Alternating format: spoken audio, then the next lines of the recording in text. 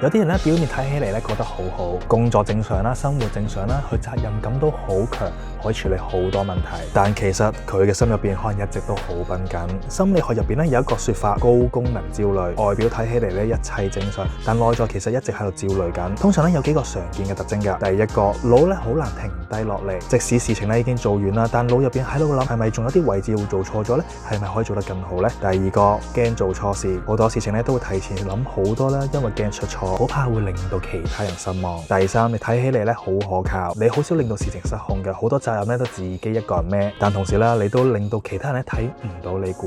第四個，好難真正嘅放鬆，就算休息啦，腦入邊都喺諗事情，好似永遠咧都仲有嘢未做好。